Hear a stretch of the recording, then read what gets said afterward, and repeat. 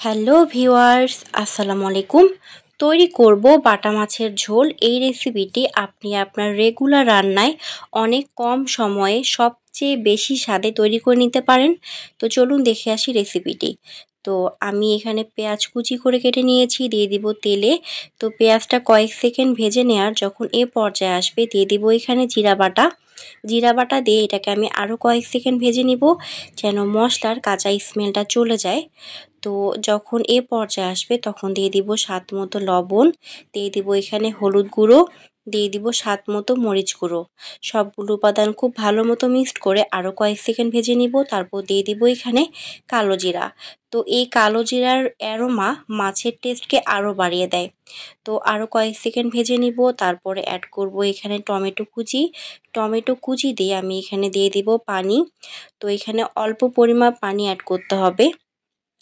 তো পানি দেওয়ার পরে এটাকে আমি বেশ কিছুক্ষণ কষিয়ে নিব, যেন টমেটোটা সিদ্ধ হয়ে যেতে পারে। তো টমেটো সিদ্ধ হয়ে যখন এ পর্যায়ে আসবে, যখন তেল ছেড়ে দিবে, তখন আমি এখানে অ্যাড করব আলু। তো আমি এখানে আলুগুলোকে ছোট ছোট করে কেটে নিয়েছি। এই রেসিপির জন্য আলুটাকে এভাবে কেটে নিতে হবে। তো এই কাটা আলুগুলো আমি এখন এখানে দিয়ে দিব। তো আলু দিয়ে মশলার সাথে খুব ভালো মতো মিক্সড করে এটাকে আমি আরও কিছুক্ষণ একটু কষিয়ে নিব।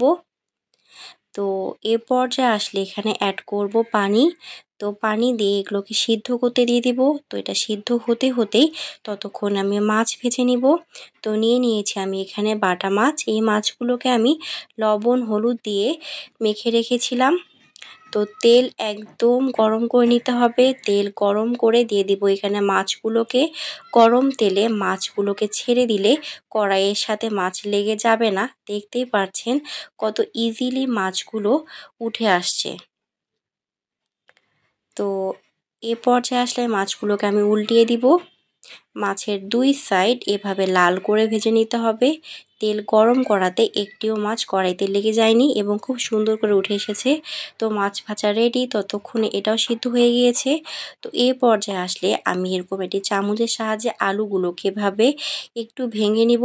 তো এই আলুগুলো একদম ম্যাশ করাও যাবে না, আবার গোটাও থাকবে না, এরকম আধো ভাঙা থাকবে, ঠিক এরকম। তো এটাও রেডি হয়ে গিয়েছে। আমি এখন এখানে দিয়ে দিব ভেজে রাখা মাছগুলো। তো মাছ দিয়ে সবগুলোর সাথে খুব ভালো মতো মিক্সড করে এটাকে আমি আরও বেশ কিছুক্ষণ রেখে দিব। তো মাছ জাল করে নেওয়ার যখন এ পর্যায়ে আসবে, তখন এখানে দিয়ে দিব আমি জিরা গুঁড়ো। তো জিরা গুঁড়ো দিয়ে এটাকে আরও 1 থেকে 2 মিনিট হালকা আঁচে চুলায় রেখে দিতে হবে। তো যখন এ পর্যায়ে আসবে, যখন তেল এরকম ছেড়ে দিবে, তখন বুঝবেন যে রান্না একদম রেডি। এটাকে এখন পরিবেশন করার পালা। তো তৈরি হয়ে গেল খুব কম সময়ে সহজভাবে এই বাটা মাছের ঝোল রেসিপি। এটা তৈরি করতেও সময় লাগে না, আবার এর স্বাদও কিন্তু অনেক বেশি। তো ভিউয়ার্স, আজকের রেসিপি কার কাছে কেমন লাগলো অবশ্যই তা কমেন্টে জানাবেন এবং বাসায় মাস্ট ট্রাই করবেন। Thank you. Let's see the next video.